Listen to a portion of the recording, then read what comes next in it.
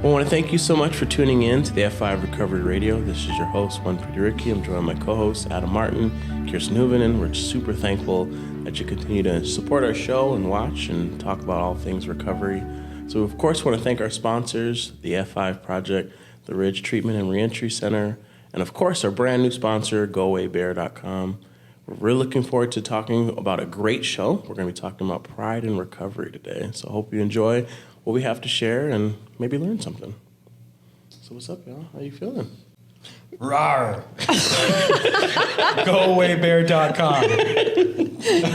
Keep the atoms off your podcast. You're the new spokesman, yeah. I did a snippet on it. I gotta get that cut so I can get it. Rawr. GoAwayBear.com. Rawr. Or rawr. Dude, so this is the first episode since Christmas break. Yep. So how was the holidays? The holidays were solid. It was really, really good. I got to spend it in California with my family. Oh, so rough. Yeah, it was terrible. But just any ice storms there? No ice storms. Sure. It did rain. It rained one day, which is it pulls. I don't know if you guys ever heard the song "It Never Rains in Southern California." It actually does rain in Southern California. Yeah. So but it wasn't like it lasted. Like it was like a really, really big downpour for I don't know 5-6 hours, and then cleared up. And 5-6 hours. Mm-hmm. Of just like consistent rain. It was weird. Like thick rain. Mm-hmm. That's pretty cool. Yeah.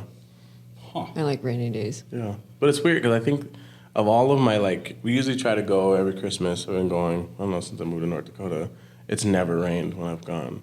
This is like the first year in 10 years, 12 years. No, yeah, 12 or 13 years it's rained on this specific trip, which is kind of crazy. Yeah. How'd the baby handle the flight? All that jazz. Did great. He did really. I mean, he just travels really well. Yeah, which has that's been good. Really, really great because we've put him in car seats and just driving, and then he had his first flight was when he was 6 months. Did not handle that one well, but this one just crushed. What did he do on the flight? He cried. He cried because we couldn't get his bottle fast enough. Oh, you didn't give him an iPad? Mm-mm. You've cried for the same reason. Because I can't have a bottle. Couldn't get your bottle fast enough. I was like, Jameson, no. It was my sippy top. Yeah. Yeah. How old is he? He will be a year old on Sunday. He did a No year way. old, and he did how long of a flight?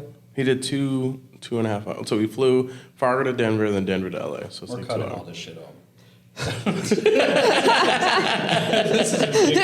I just wondered if he cried or not. I get so much anxiety flying with kids. Really? I don't know, because I'll see, I've been on a lot of flights, so Right. It'll be on the flight and I'll be by myself, and then all of a sudden this toddler will just lose his shit. Man, I don't feel I don't feel bad for. I feel bad for the parent, but I can just. The intensity of the anxiety of kids, shut the hell up. I know. There's so many people on this flight. Everyone's judging me. So because of all those those incidents with babies and dogs crying the whole time, I'm just I'm never bringing my kids. But in March or February somewhere. Yeah, you guys are going down last south, year, right? went to Florida, took all the kids. And I was sweating bullets with baby. I was but gave her the iPad and she was quiet pretty much the whole time. Yeah. It was a long flight. It was from North Dakota to Florida. That's good. Wow. Family vacations are so much work. Yeah. They're not vacation. I know. I know. Well, good. You got to see your family. Mm-hmm. It was great. Do you do anything traditional? Any traditions in your family for Christmas? You guys play craps? No. Yeah. I can't tell you how many times I think of you when I'm playing games. Oh, my God. No, we don't really have, usually most of the time, so my mom usually does, we have a lot more, New Year's Day traditions, and so she'll just make huge, huge feast of, seafood. So we had lobster, crabs, scallops, salmon, and just every seafood you can imagine, just way too much food, and then everyone comes over and watches the rose. Because my dad, we usually work the Rose Parade. He'll have some sort of assignment, so we're always trying to watch him on TV to see if he's gets on TV somehow, or That's cool. Make a scene. You'll get on TV. So then everybody like just comes over and just has a good time. So instead of my mom hosting, we did it all with my sisters. And it was a blast. Like, it was just great. Kids are just running, like, Ricky's just crawling around, and his cousin Thierry is 3, or he will be 4. So he was just, just kind of just fun just to see the kids like. Oh, it's fun when they're interact little. with each other. Yeah. Because they never get like to hang out, So I get to see them like, all right, how's this gonna go? Yeah, just fine. Just boys playing with toys. So Yeah. it was great. Yeah, Do they boys have, are like, easy. casinos and stuff in California? Mm-hmm. Is it a big trigger for you to go home? Sometimes. And it's like, it was funny because right along on the 5 freeway, there's like City of Commerce. That's like one of our, like, that's like the closest casino. And it's like just bright, well lit, and just, yeah. What about like just being with family? Because a lot of times holidays are so Do you ever look at your stressful. Your mom and you're like, God, I need to go and spend some money. No, I mean, it was luckily this trip was like the least stressful. But I think what helped is, so like my parents converted like our garage, because in California you can have like multiple properties on your property. So they converted the garage into like a whole like living space. Yeah. So it's like a 1 bedroom, 1 bath. So like being able to like separate, be together, but then like, okay, we're gonna go into they called it ADU, we called it the condo. But I was like, all right, we're gonna go and just put Ricky down. Even if we didn't have to, it was just like, all right, I'm just gonna. What do you mean you can have multiple properties on your property? So like our neighbors have the main house, but they have 2 other houses on their property. Like And they just share an address? like So they only have to pay ABC. taxes for one house? Right. Oh, Because you just pay for the land, you're not paying for the houses. huh. And so so ours house 3092. So then it'd Can be we like, not do that in North Dakota? I don't think so. Oh. Or you don't have a big enough like lot to be able to do that. Like our lot can easily sit 3 houses. Like it's that large or that long. Yeah, it's crazy. It's probably, my dad has told me, but I think it's like a football field, give or take. Are you guys rich? No. I'm just kidding. But it's just in Altadena, like there's just that much You like have a land. football field for a yard? Just about. That's pretty cool. Like when you think of like from the more front. houses than 2. Oh, maybe it's not that long. Maybe it's like half. It's like a city block, actually. Yeah, but it's like it's crazy. Like it's like from the street all the way to the back. It's nuts. Because we have a front yard, main house, garage, and we could easily put another house on it in the back of that. I'm just, where are your valuables in the house, so just in case I make it to California? Yeah. No. Do you go to meetings and stuff over holidays? And because everything city? gets stirred up. What city is this? My parents live in Altadena, but I usually go to meetings in Pasadena. That's kinda like, Pasadena? See anybody famous? Is that not where famous That's people why are? you're a 49ers fan. yeah, I'm a Chiefs fan. It's weird. I've seen you wear 49ers stuff before. Yeah, I mean, but I'm not like diehard where Right. like I won't not wear any other team. Chiefs. Yeah, it's all red. It works with the outfit. Yeah, for real. Yeah. He If it goes with the shoes. Just recently became a Chiefs fan. But wonder why. That's funny. What Yeah. did you guys do? We had a blast. My family ended up stuck here for a little bit longer because of the ice storm thing. That was crazy. It was weird. Yeah. There's people skating down the street. That's ridiculous. Like I saw a ice bunch of skates. snaps Yeah. of people like, oh, I'm glad we're here. But it was nuts. It was crazy.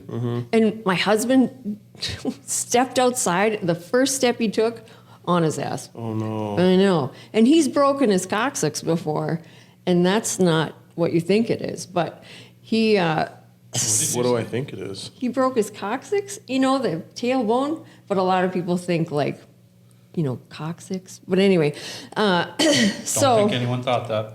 Oh, I do. I always thought think that. that. I always think that. So anyway, So he broke his tailbone? yeah, years ago, and it still hurts. Oh, geez, that sucks. So anyway, but he was okay. And I'm like, how's your coccyx? And he's like, it's my neck. I'm like, oh no. Anyway, whatever. So that's how icy it was. It just takes you by surprise. But we I had a parked blast. My car in my driveway, and it's slanted. Oh my gosh. And I got out of the car and I started walking into the house. And then I turn around. Did you fall? No, I turned around, my car sliding out of the driveway. Jeez. And I ran, dude, I felt like such a badass. I ran, opened up the car, jumped in it, started up, all while it's sliding into, I mean, it wouldn't have, nothing would happen. It would just slid into the street, and I'm not on a busy street. Right. But it still felt like, Yeah, that's awesome. you know, because you've seen like, you know, videos of stuff like that, and it's like always ends badly. They get run over by their own Yeah. car, yeah. Right. Action hero Adam. Somebody's trying. Did anybody see that? Did anybody see that? That's got to be on the nest.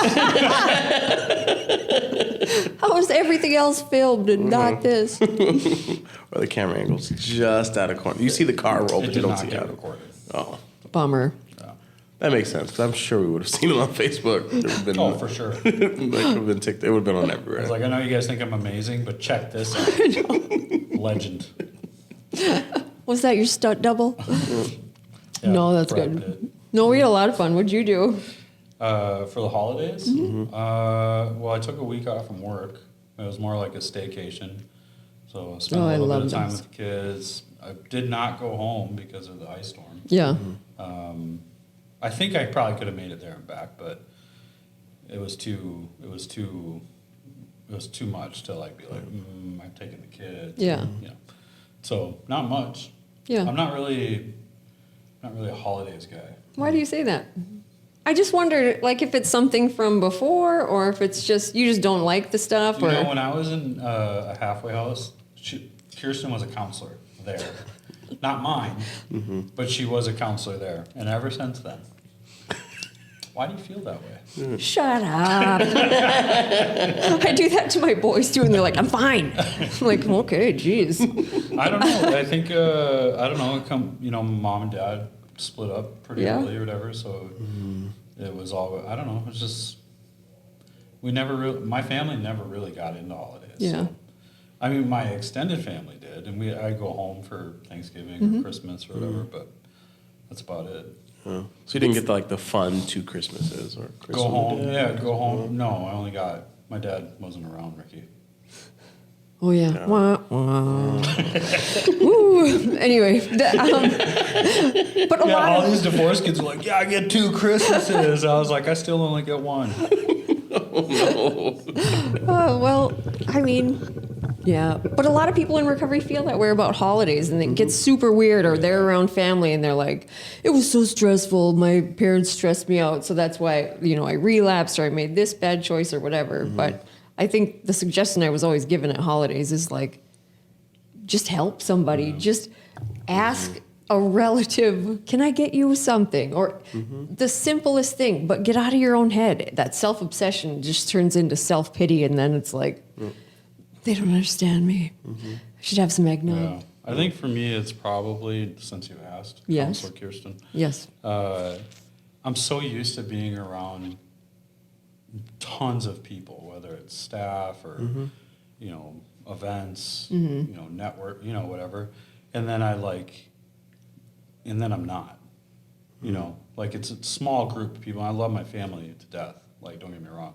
I'm just so used to being on the grind and on the move that when sometimes I feel like if I'm just sitting there doing nothing, I'm doing nothing. Right. And I get a ton of anxiety from it. Why am I not busy? Yeah. So then I just and then it escalates, and then I'm snappy and whatever. So it's just, by day 3 or whatever, people are like, just go back to work. They're like, it's Christmas Day. It's like, it's okay. Yeah. You're not wrecking anything. Yeah. I know. It's hard to be where your hands are. Yeah. I'm trying. What's something new that I'm doing since New Year's? I started praying again. Oh. Yeah. I think I've always done a walking pray or a conversation or Sure. dialogue, but I've recently started getting on my knees again and praying, and it's been pretty interesting. Yeah. It's just, I think I went a really long time without it, because when I got sober, I was prior, I think Kirsten knows this, prior to getting sober, I was very religious, an asshole religious, telling people they were going to hell on Facebook, and yeah, just super punitive, a little much, but very Calvinistic, sovereignty of you're going to hell, And then when after I like hit another bottom, right? Like I didn't get sober because of that. It was just like a moment of clarity, and I was just like, I have nothing. Yeah. But I've never had anything. Like even in the times that I would get sober, I would drink again, and then I would lose whatever I had. So I've never really viewed it as like recovery as much as it's like renewing. Because it was like I lived my life a certain way, even when I was a teenager, up until I was 32. And so when I started anyways, the reason I'm bringing this up is that the day that I got sober, I was like, spiritual stuff has always been very interesting for me. I always go to like one extreme or the other. And so I decided like that day, I was like, well, I'm done, trying to, manipulate or figure out who you are. And I'm just gonna get busy with life, and I'm gonna try to help as many people, because I think that's what you want me to do. So I'm gonna do that until some burning bush comes and tells me to stop doing it. Because prior it used to be, I want a burning bush to tell me what to do. Right. So then I just kind of, turned that over and was just like, I'm just gonna do this, and then if you don't want me to do it, tell me. Correct. Because that would probably be more, like if I started going down the wrong path, you'd be like, whoa. Burning bush. And so, I don't know. Part of that was that I because whenever I would pray, it would always turn selfish, or it always turn into, pictures of who I think God looks like, or, you know what I mean? So it was like, I just didn't feel like that was a good use of my time with him. So instead I was just like, I'm just going to go down this path, and then if you make yourself present or, tell me to do something else or whatever, I'm just going to keep doing this until then. And so for 10 years, I didn't really ever pray. I know there's probably people in recovery circles that are like, oh my God, it's in the steps, but it's meant to be suggestive, number one. Yeah. And I think everybody's journey is really interesting and different. And mine just happened to be that I didn't start getting on my knees until I was 10 years sober. And I felt compelled to, like I was being, not like in an authoritative way, but more of a, like, I'm done. I'm done trying to just wrestle, this life. And I'm, like you had to figure it out before things could get right or something. Yeah, I think that I think on my own, that's the best I can do is 10 years. And so now I need a little bit of help, or whatever, mentally and spiritually and, financially, whatever. Yeah. And so, anyways, invited him back in and got all emotional, got teary-eyed. Yeah. And then I was like, I'm going to do this every day. And then I didn't do it for 4 more days. Yeah, that's what I do. Yeah, burst of reform. I do that. But that's the big change for me, was that I've decided to get more in depth with my spiritual life. Well, I think it's funny that you had mentioned just being more in depth, because I think that's, at least for my, just in journey and just how I was raised, like prayer was such a significant kind of portion of things. Like you have to, grew up Pentecostal, like everything was prayer, speaking in tongues, all of that.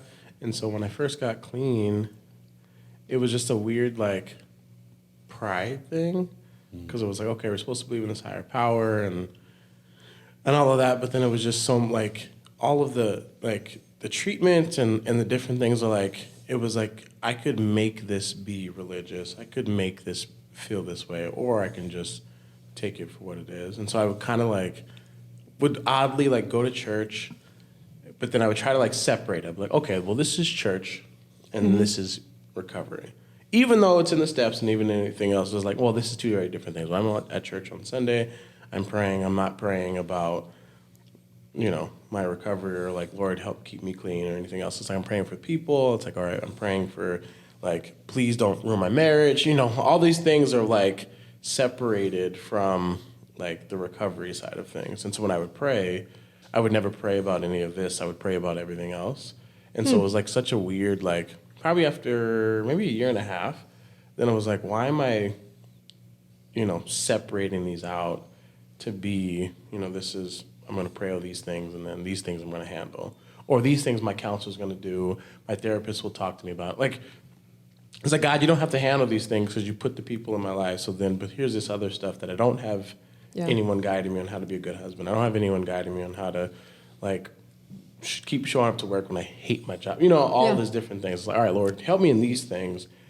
You don't have to worry about any of these. Like, it was like a separation. Mm-hmm. And so then when I was like, this is dumb. I need to, like, why am I trying to keep him out of things? And be okay, well, let me just bring it back. Let me just pray over everything. All right, I'm going to pray over my recovery. I'm going to pray over my family. I'm going to pray over my job. I'm going to pray over just all the things and just kind of incorporate in all of it. Like, it wasn't like a aha, like, moment, but it was like, oh my gosh, everything started getting more clear. Everything started getting a lot better. Right? Yeah, I was just like, oh, okay. I should have been doing this a long time ago. Want it to fit in a box, like it's supposed to be I was the one who came in and I was like, hell no. Am I going to, like, they said the word God, I'm out. This is gross. And I don't know why I was so just anti anything God. And it doesn't really matter because that was my excuse to not go back. And I've heard that numerous times. That like, well, it's religious, it's a God thing. And I think you just get to a place where, all right, I don't want to die, so I don't care what they're talking about. I just have to do something different. And I had heard once, like, if your dealer or the bartender was like, you're going to need to get on your knees and pray before I can give you your whatever it is. You know what I mean? Like, it just... that would have been immediate because I would have done anything to have that result. Right. But I'm not willing to be uncomfortable in recovery. You know what I mean? Like, I'm not willing to do that stuff in recovery. And I'll tell you, I never did. When they said get on your knees to pray, I was like, I will never get on my effing knees again unless I'm married. And I get a new wardrobe. But anyway, I was just like, I'm not doing that. I'm not going to do that. And I never have. And I've always, when I read the big book, I change it from spiritual experience because that made it sound like I have to wait for a burning bush. There has to be some big thing happen or I'm not going to get it. But just spiritual experience was like a very long lesson in, it's just a change of attitude. I'd always change it from spiritual experience to change of attitude, and then I can work through the whole thing. But otherwise, I'm waiting for like the magic bullet. Many times in recovery, you wait for like the thing that's going to fix everything. You know what I mean? It's not there. It's not coming. And it's interesting that you mentioned religion because when you said the topic was pride, I quick Googled the word pride, and it was like, holy crazy train. It was instantly religious. And the first thing I saw was... See Kirsten. The first thing crazy train. I have arrived. I am in the station. Was the thing that came up first was God hates pride. And I was like, oh, this is so frightening. Like, why can't you just, like work with that stuff? And because it's a human feeling, Right. Anyway, so that freaked me out. And I was like, I'll just go with what I think. Because that's got to be right. Well, it was pride for a lot of that. Like, even in the last 10 years or even, it was pride, just spiritual pride too. Because it's so weird with like converts, like people who convert to Christianity without real mentorship. They just are kind of like extreme.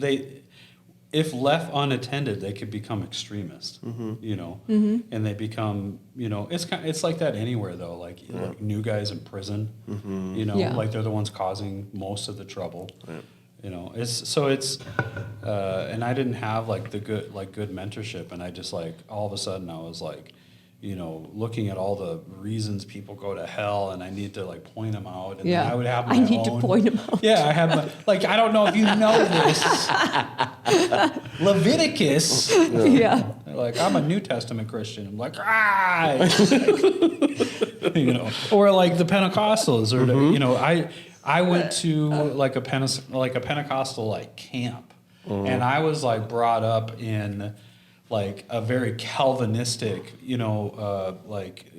word. What does that mean, It just, Calvinistic? I don't know what that means. John, oh man, we're gonna go. I mean, let's stick with pride. I'm not gonna do this, systematically, but like John Calvin had this theology of, the total depravity. The tulip is what it was called. It was the 5 points of Calvinism, and basically the thing that was really hard for people is that John Calvin said that people were predestined to go to hell. Right. That God had created people just to send them to hell, right?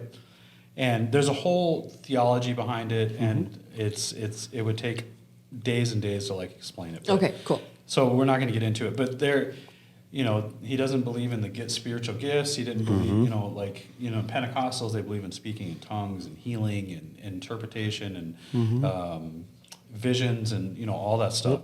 And so there's just always been this kind of hostility between different religious groups.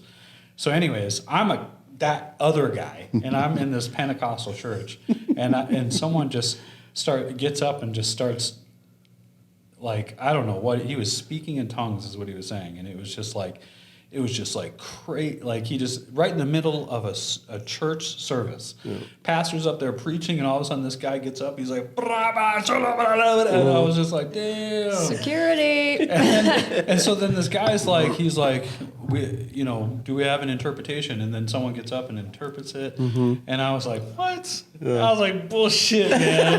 This is crazy, bro. I feel like I just went to like a theater. Yeah, this is a good show. Good show. So then this other guy gets up and he starts speaking in tongues, and then he tells everybody to get up, but he told us to get up in English. And so then everyone gets up, and then he starts speaking in tongues, and then he yells the word loose, and everyone fell down to the ground. I'm talking like 60 people fell down to the ground. I'm the only one still standing. And I turn and I look, I see everyone fell down to the ground, and I'm like, shit, I'm new here. And I get down on the ground, and then he had everyone like come up to the front, and he started like speaking over them, tongues over them, and then he was telling them what their spiritual gift was.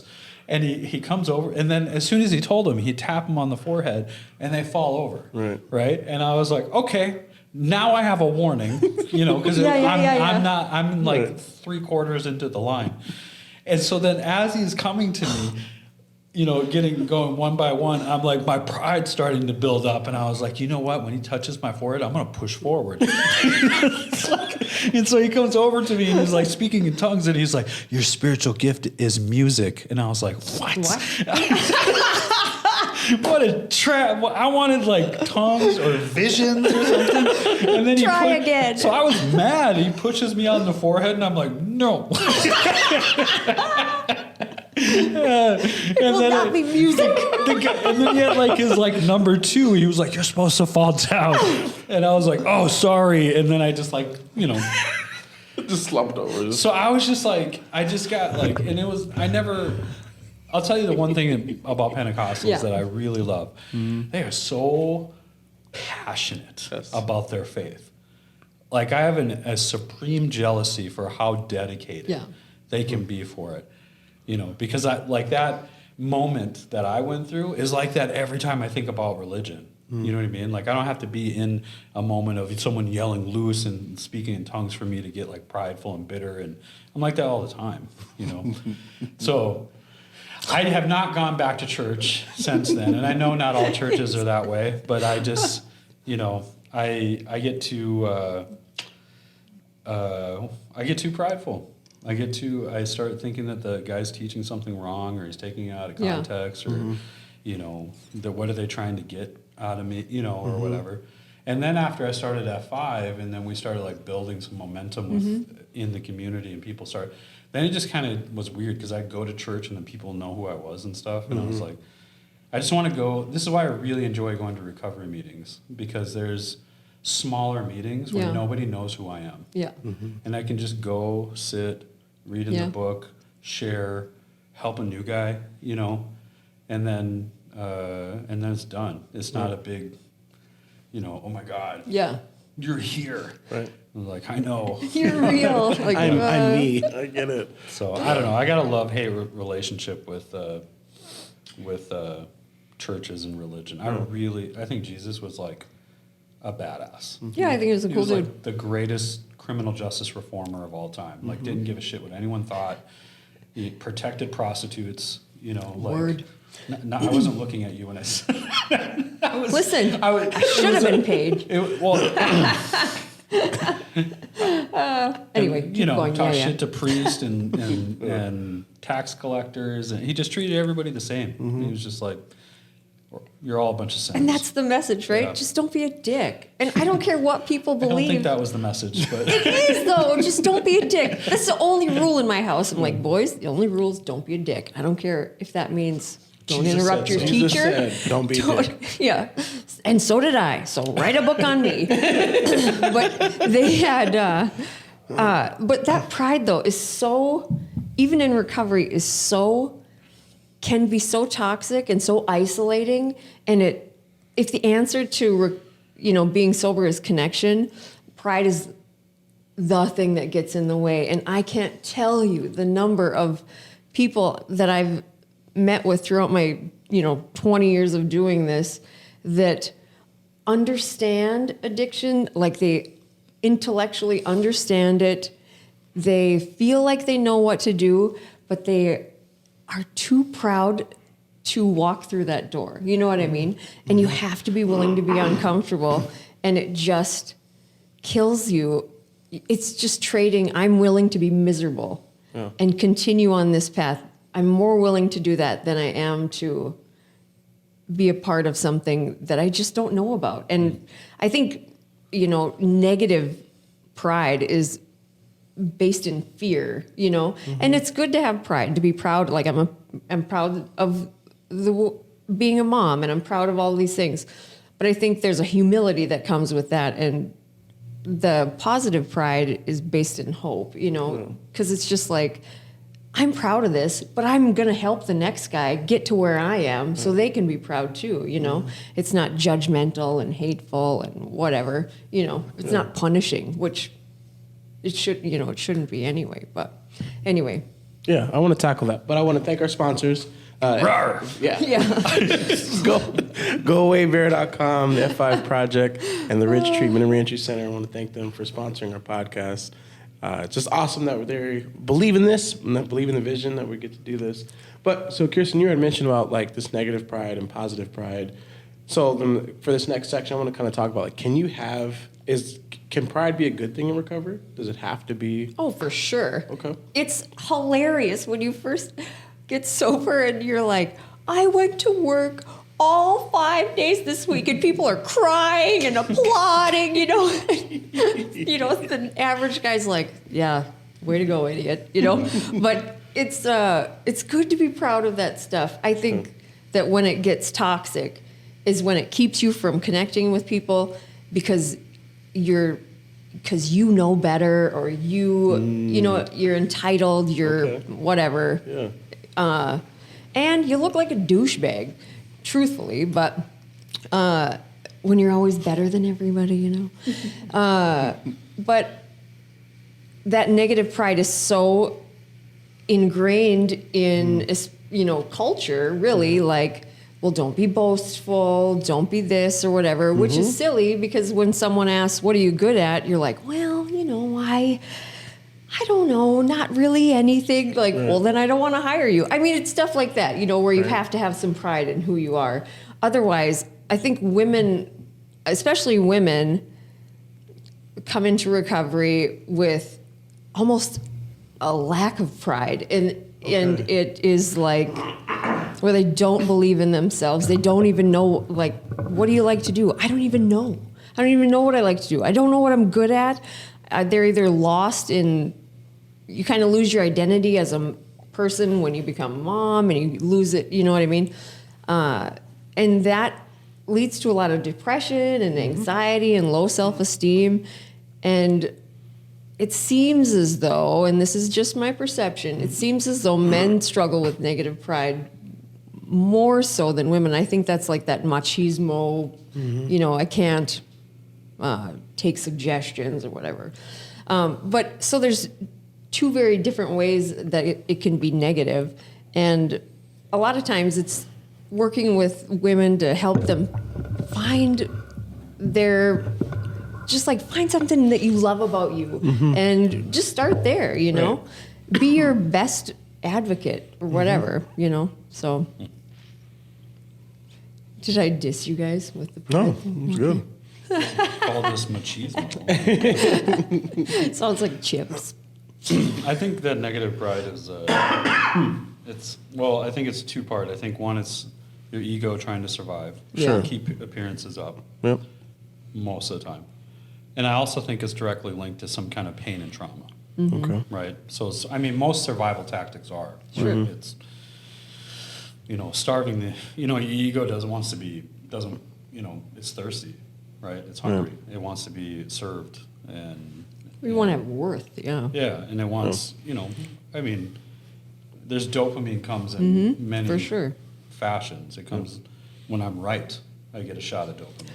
Yeah. When I get the glory for something, or I get the limelight, or whatever. Like people recognize me. There's little shots of dopamine that happen with that. So then when your ego gets used to it, I think the ego and pride are directly connected. So Sure. Yep. when you get used to that, or you get used to that dopamine, right? Especially when you don't get the dopamine anymore from alcohol, drugs, gambling, whatever, your ego will find little shots of it somewhere. And I think it's trying to survive. And when people, get on you, or they hold you accountable, or they correct you, or, whatever it is, it's your ego is hurt, and pride kicks in, and then you're just surviving. So that's what maybe I'm just speaking from experience. Sure,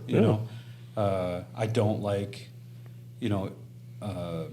not being in control, and I think it's a mechanism from, my ego, my pride, my trauma, all that stuff. So, because when I feel like I'm not in control, or things go a different direction than when I intended, it's really nice to say, well, when God shuts a door, he opens a window, or whatever. But did he? Right. Maybe you just suck. Yeah. It's okay. It's okay. Right. I don't think that it's 100% ego.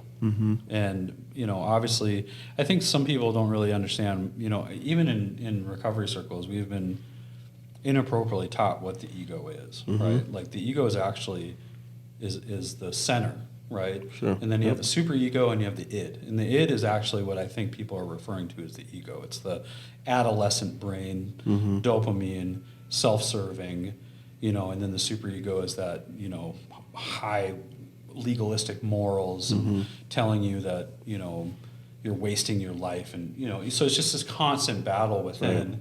And then your ego is actually the center that's like the negotiator or the mediator between the two. And so, when something threatens the id or whatever, and it's usually the superego that's threatening it, Right. It's, somebody's like, you watch too much Netflix and you should be studying or whatever. Your superego's like, yeah, of course, and then it's just this war that happens within, and then it hurts and it doesn't feel good, and then your id is like serving, like needs something to make it feel better. Right. And so I think that war is the pride and ego and the trauma, and because there's things that it triggers thoughts and stuff, like when someone tries to dominate a conversation that I'm having with them or whatever, it's very similar to being locked up, right? Or someone walks by, like some, like Scott, like some dad who walks by that has their keys on the outside of their pocket, you know what I mean? And then their cell phone on the outside of their pants or something. Like it's just it triggers thoughts. Like you don't even have to think about it. It just happens. Right. So there's just a lot that goes into it. And so when I see someone who's prideful or negative or whatever, it's usually a good indicator that they're hurting. Right. And so it makes it a little bit easier to like, to when we say we, accept people as they are, like, do we really? Yep. Or do we accept people because we're going to change them? Right. You know what I mean? Yeah. Or are we accepting someone because of who they're going to be in the future? Right. Is it okay for them to be them right now? Yeah, and in reality, it's like we're all going to die. Yeah, for You real. know what I mean? Like know. we're all going to die one day, and and most of the friends that we have today are seasonal.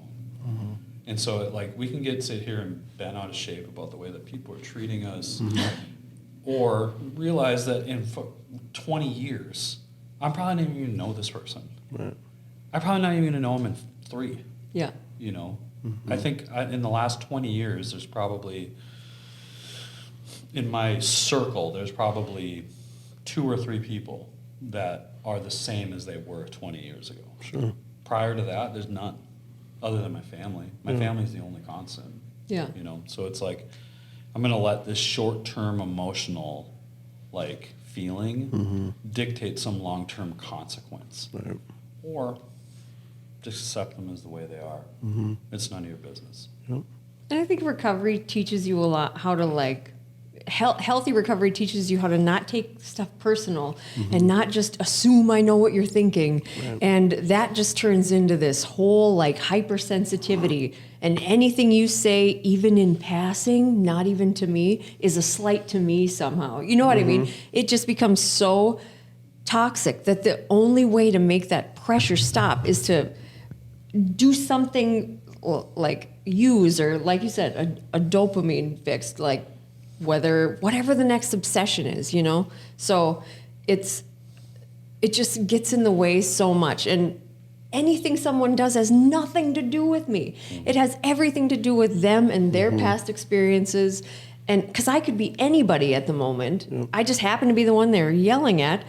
And all of a sudden I'm like, what is wrong with me? You know what I mean? Nothing, absolutely nothing is wrong with me. Right. And I always say, if I came home and my husband was getting it on with Double D Debbie, I would be like, it really has nothing to do with me and everything to do with whatever he's lacking or whatever his whatever. I'm still going to burn all his shit. But that has nothing to do with him. That has everything to do with me feeling better. But it really is not that sensitive. Fire with gas. I'm accepting you as you are. I will just wait to be arrested. I'll be like, click.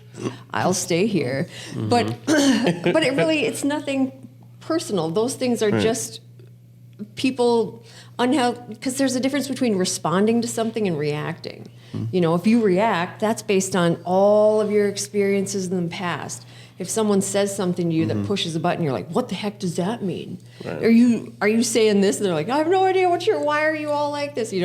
But recovery teaches you how to respond, which is like an emotionally mature reaction where you can just take the information, do with it whatever, and move on, But pride keeps so many people. That's the goal. That's still my goal. Yeah. It doesn't mean I don't. Yeah. I mean, I make a lot of amends too, so yeah.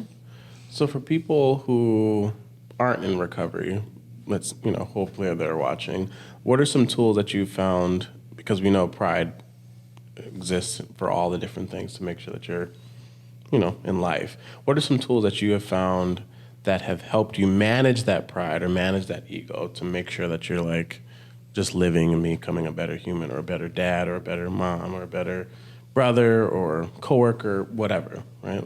Do you have any other tools that? I don't think there's a magic bullet. I think it's time and experience. It's just you beat your head with a hammer enough times, eventually you're going to be like, this is probably not good.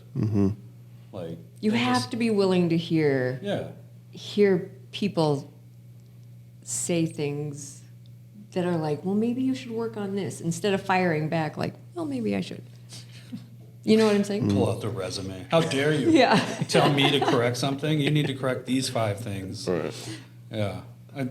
I really do think it's just time and maturity and experience.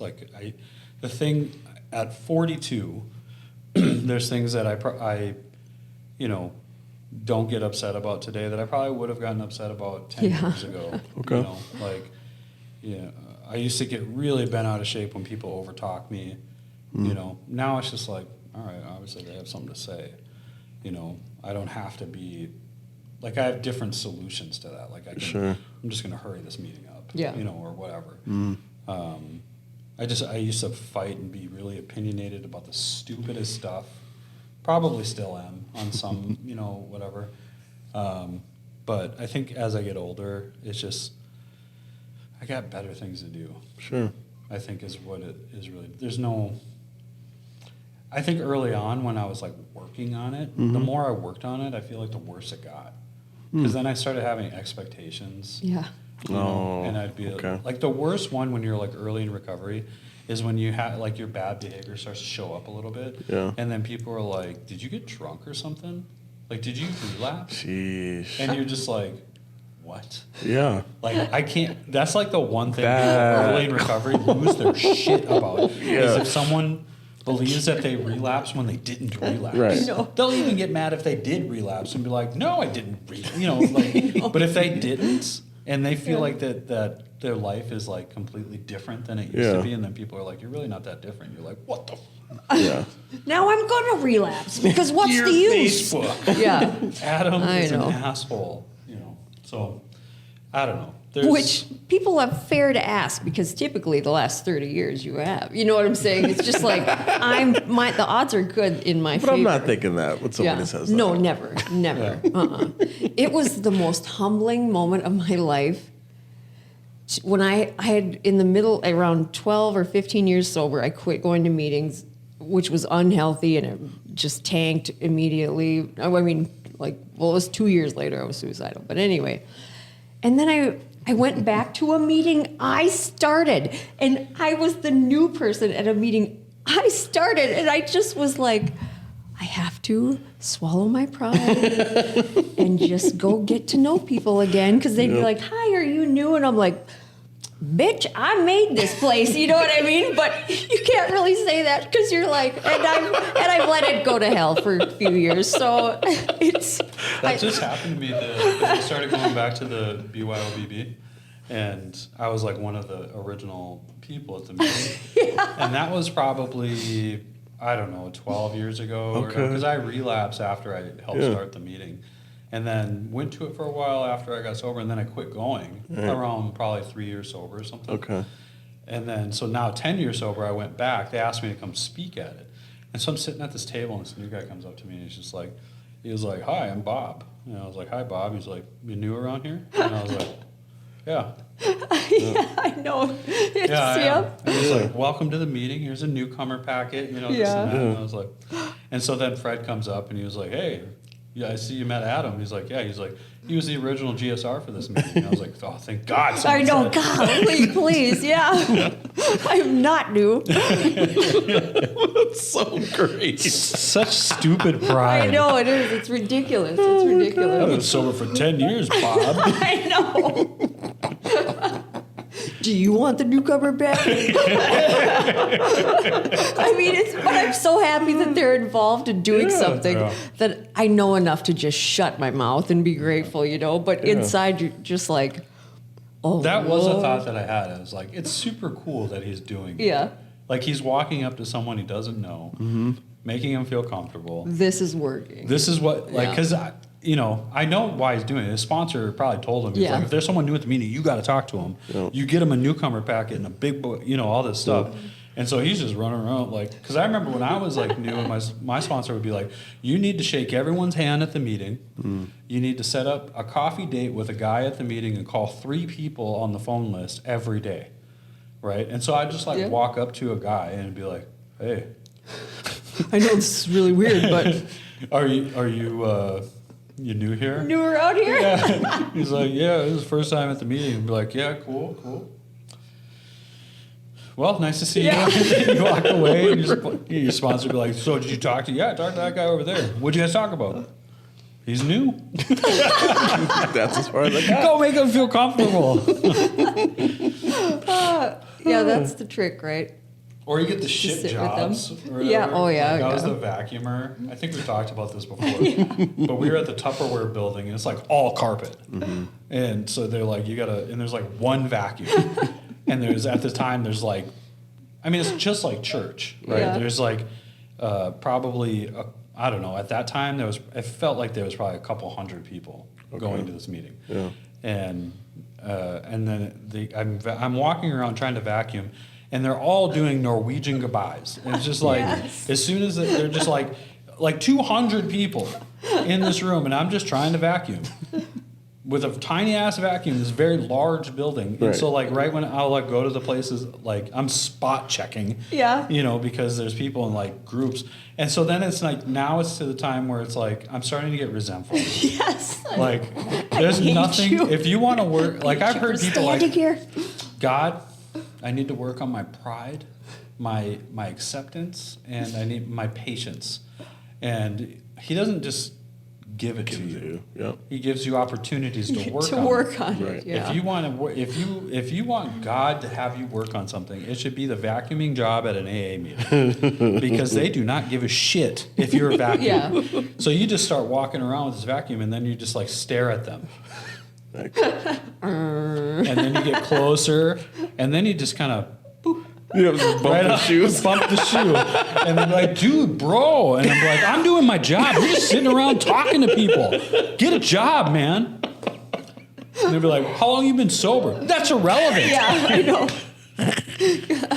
I'm more useful than you are. Oh, I Must know. be nice being 10 years sober, not doing shit. That guy's just standing there at me. He's doing it at me.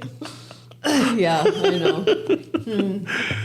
Oh, that's Yeah. great. Early recovery was fun. Yeah. It is. It's it is a yeah. Balancing act. It's a balance for sure.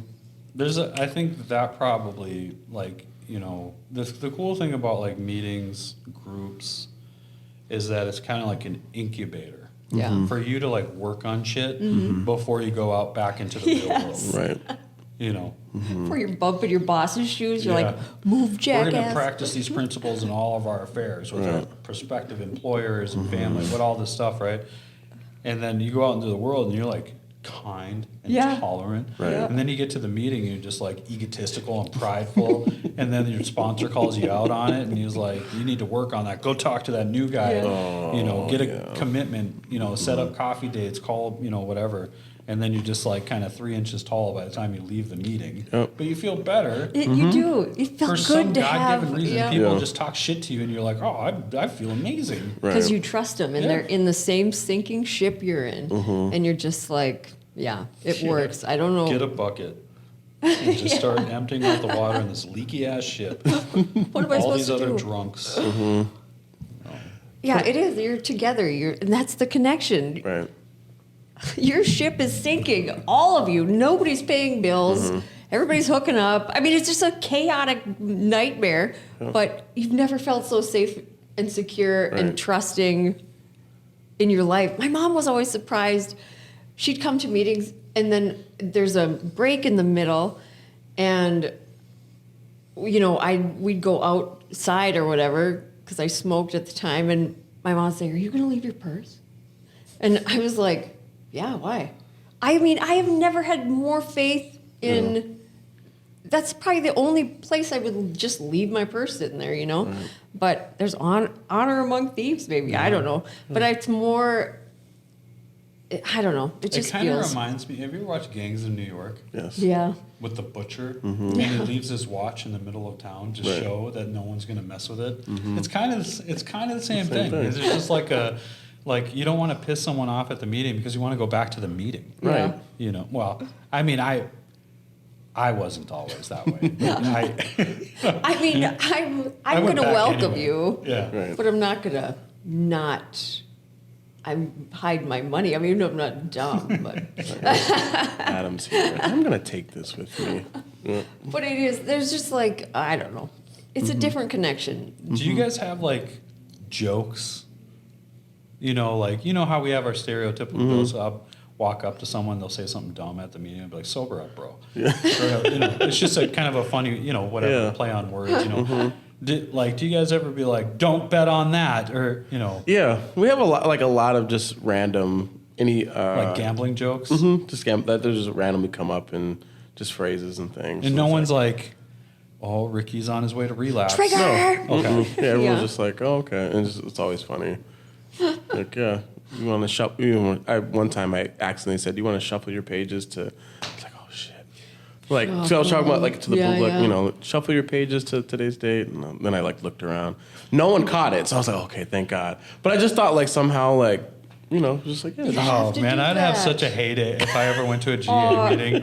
Because throwing out bombs, yeah. I do Yeah. poker tournaments and stuff, cheap ones like $20 or something. But I would just You have to find humor in it though, or it will continue to Yes. just be hang over you, because you have to be able to function in everyday life. Right.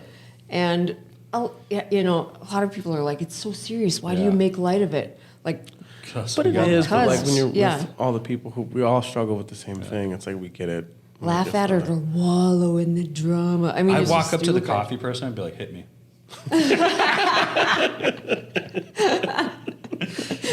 Just leave the bottle. I'll take care of this. Use Newly like, oh man, the 12 step is awesome. Bet. But it's definitely, I mean, it's funny when you have a new person, and so you're doing we're all there just cracking jokes and Yeah. everything. I think that's one of the weird things is when I was new and just how comfortable everybody else was with everyone else.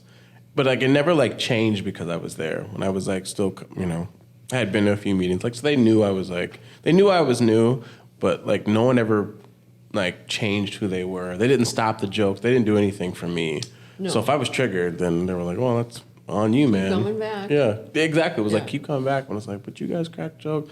Everything is happy make here, peace and with I'm that. this tall, and Yeah. they're no, yeah, this is literally who we are, and we're gonna just continue to be who we are. And so now when we have new people, it's still the same thing. Nothing ever is different.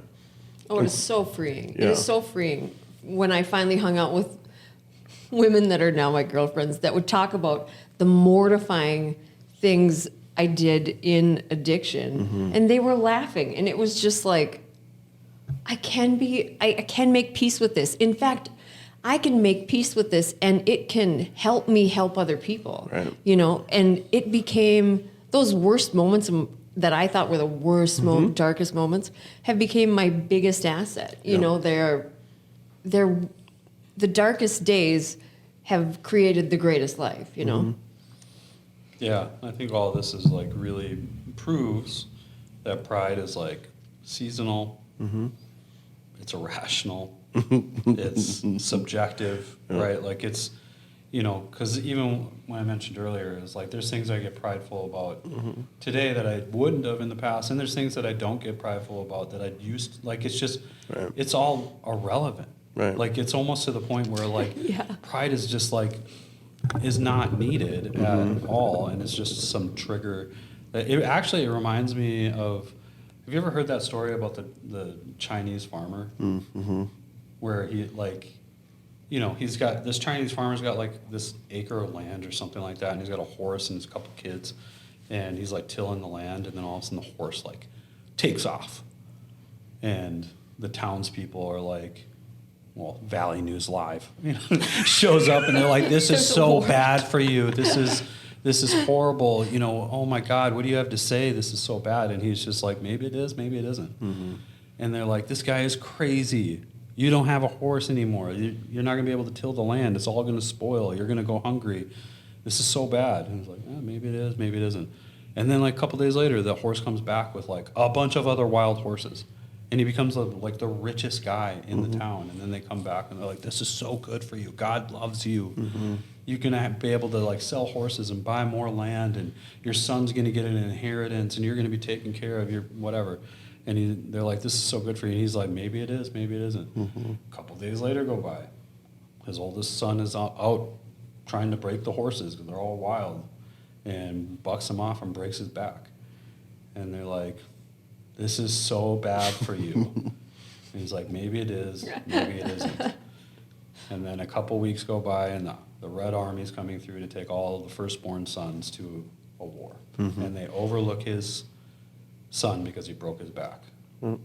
Maybe it is, maybe it isn't. So it's like all those things he could have got prideful about, being rich, losing his horse, negative, all that stuff. And instead he is just like, I don't know. Right. Yeah. And so like that's I try to remember that. That like when something confronts me or I lose something or I gain something, I think there was that Actors Guild, they had that podcast and Tom Hanks is like, I have to remember that this too shall pass. Yeah. Like even with sometimes we say that to ourselves when it comes to the negative stuff. But when the good things happen, a way to stay humble through it is to know that this too shall pass as well. And so pride's a bitch. And I wish I could be that Chinese farmer, and I aim to do it, kind of like what Kirsten said with Matt, maybe hooking up with some, random, woman in the house and she'll just burn his shit, but everything's okay. I wish I could be that way, and I'm scared. There's things in my life that I'm scared that if it does happen in that realm, I don't know how I'm going to respond. Yeah. And I want to, like, if anything ever happened to my daughter or any of my kids, and it was like a criminal act that happened to them, would I still be as passionate about reform? Yeah. Like I play out those hypotheticals. I'd like to believe that I will be, Sure. But I've also not been a victim of like losing a family member to a criminal act or something. Yeah. So it makes sense to me. Right. But you have that as a goal. It's not like it's a goal. It's not like you walk around saying like, if this ever happened, I'd kill somebody. Blah, because that's just adds to the problem. Or whatever. But there was one quick story when my husband was so proud. He was working at the halfway house, and he worked the overnight shift, and when he got there, they said, this guy from your house and a girl from the girl's house are hooking up, so, just make note of it if he disappears or whatever. And so Matt went and did bed checks, and sure enough, this guy's gone. So he's like, well, I'm going to get this kid. He's like, I know exactly what he's thinking. I'm going to just... Anyway, he was so proud that he was going to find this kid. So he's got a flashlight, and he's out, and he's looking all over the property, and then he swings by this backseat of the car, and he's like, oh, shit, I got him. And so he is like getting closer and closer to the car with this flashlight, and he's like, this prick is getting closer and closer to the window as I'm getting closer to the car. And he gets right in there, and then he's like, oh shit, it's me.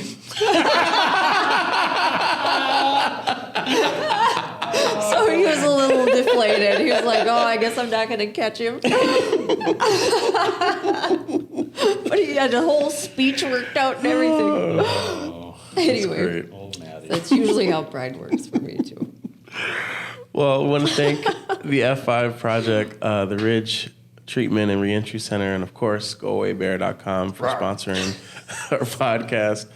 We're just super grateful. Thank you all for listening and for tuning in. Do you guys have anything you want to share before we get out of here? Drop your pride. Yep. Drop your pride. I like that. Kirsten, anything? How many bears do people encounter, really, that they would need? Anyway, maybe it's more for dating. I've seen bears. You've seen a bear? Yeah, I've seen a bear. I used to live out in Brainerd, and there's Bears and Braves. Oh, okay. Or when people go hunting, Right.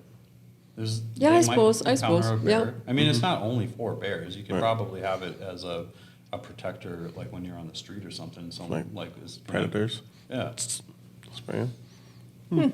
Anyway, Oh. like brass knuckles. I don't think you yeah, can I have got those. I got those. I don't think you can have those. Oh, I don't those got illegal? those. Yeah, I think those Well, are I illegal. definitely don't have them then. They're considered a weapon. I don't think they're illegal. That's good. Having Do you brass have to have a conceal and Guys. carry? Is brass knuckles illegal? State by state, probably. State by state. Oh, okay. We'll go with the answer from Telwell. Okay. Check your local. Yeah.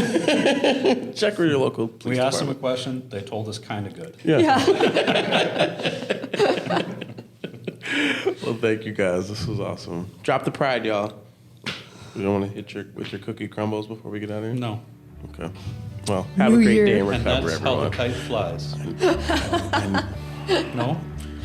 That's This how is the kite not flies? rocket Yeah, that's how surgery. the kite flies.